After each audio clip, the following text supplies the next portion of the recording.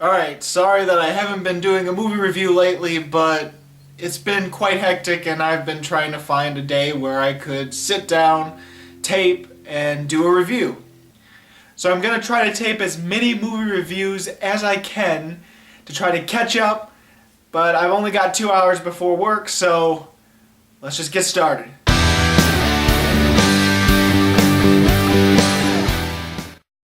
The Woman in Gold is a good film, and it's got a lot of things going for it. It's wonderfully directed, it's got good cinematography, it's wonderfully acted by Helen Mirren and Ryan Reynolds. Yeah, both of them very excellent.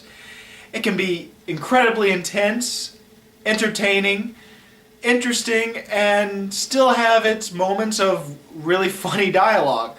So it's a great drama.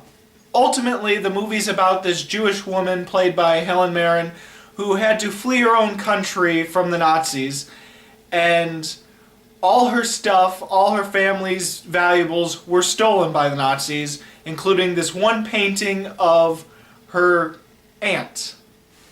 And now her aunt's portrait, which is known as The Woman in Gold, is displayed in an art museum in Austria, and it's considered the Mona Lisa of Austria. But Helen Mirren wants it back because it was stolen from her by the Nazis, and it's a picture of her aunt. It's the only thing she's got. And so she teams up with Ryan Reynolds and they try to get back what's rightfully hers. But of course the Austrian government will do anything in their power to try to stop them. This is also based off a true story. Now on paper this seems like it wouldn't be that interesting of a movie as a court drama about her getting this painting back. But it's kept interesting thanks to all the flashbacks of when she escaped Austria, as well as more about her backstory and some great characters with Ryan Reynolds acting and Helen Mirren's acting. So, hey, it stays interesting, and even though it may never be as amazing as you want it to be, or as emotional as you want it to be, but it's still interesting and it's still fun. Like I said, it's a good film, it's well crafted, and it's well acted. And I can see a lot of people loving this film. There's only one flaw about the movie. The only way you're not going to love this movie as much as some other people do is because you've probably seen another movie extremely similar that came out before, which is Philomena. Yeah, I saw Philomena before, and I gotta say, I loved that film. That was a really good movie, and even though some of the cinematography and some of the directing is sort of, not bland, but sort of like impersonal or not as great as the story itself and the characters, but it's just a great film.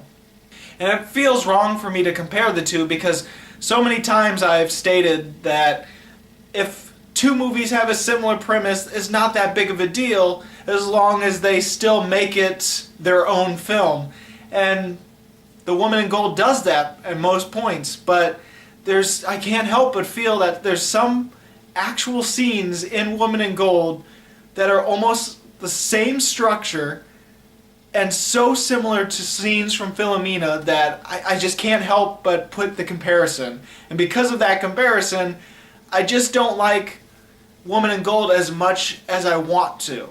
Plus, I didn't have as much of an emotional attachment to Woman in Gold as I did with Philomena, because the wrong that Judi Dench goes through in Philomena is far more impactful than The Woman in Gold. In The Woman in Gold, she's trying to get a painting that was a painting of her aunt that had been stolen, but in Philomena, it's Judi Dench trying to find her son that was wrongfully adopted and taken away from her. That's a little bit more gripping than trying to get a painting of your dead aunt. Plus, the Austrian government, or whoever was in charge for keeping the art and trying to keep it in the museum, were a bunch of dicks. Like, they had like no redeemable qualities in this. They're like, these guys are the absolute villains. You're not going to root for them at all. And these are the good guys. Yay! They're victorious. But Philomena was completely different in that aspect. There was a lot more gray area. Everything wasn't as black as white as The Woman in Gold. But other than that, The Woman in Gold is still an excellent film. I just wish I would have seen that before Philomena. Then I probably would have liked them pretty equally. But instead, I'm going to give The Woman in Gold 3.5 stars.